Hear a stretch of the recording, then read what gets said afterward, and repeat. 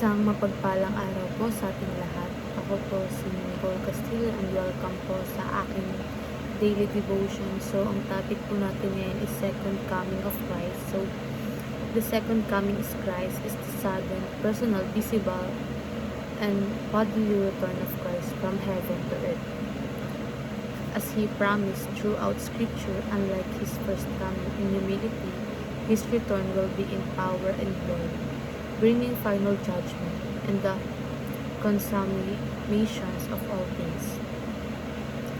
This event marks the fulfillment of God's redemptive plan.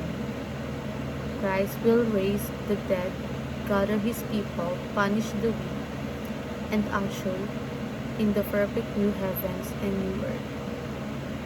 So ayon sa Acts chapter 1 verse 8 to 11, but you will receive power when the Holy Spirit comes on you, and you will be my witnesses in Jerusalem and in Judea and all Judea and Samaria and to the end of the earth. After he said this, he was taken off before their very eyes, and a cloud hid him from their sight. They were looking intently up into the sky as he was going, when suddenly two men dressed in white stood beside them. Men of Galilee, they said, why do you stand here looking into the sky?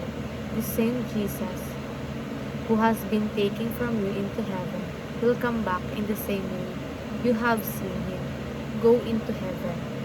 So ayon sa ating katuruan, the second coming of Christ, first is, it is visible, bodily, and unmistakable. So kapag bumalik si Jesus, makikita siya ng lahat. Hindi siya hidden or secret, kundi malinaw, physical, at siguradong hindi mo mamimiss.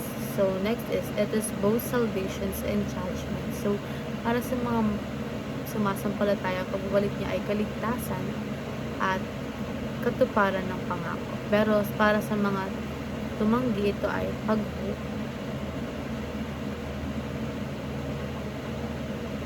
So,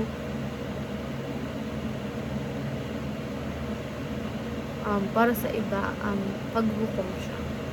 So, it is the end of all evil, suffering, and death. So, buhay ni Jesus, matatapos na ang kasamaan, sakit at kamatayan. So, doon na magsisimula ang tunay na walang hanggang kapayapaan at kagalakan. And sa applications naman, prepare the way for the coming of the Lord. So, mamuhay tayo ng tama. Magpakabanal, siguro din handa tayo sa anumang oras dumating si Jesus, and plant seeds and hope in the heart of people. So, pag-share ng encouragement, good news, at faith sa iba, maging inspirasyon na may pag-asa sa Diyos. And lastly, persuade your family to become kingdom workers. So, hikayatin ang pamilya na maglingkod sa Diyos, sumama sa gawain sa simbahan, at naging bahagi ng pagpapalaganap ng kanyang kaharian. And ay na po, maraming salamat.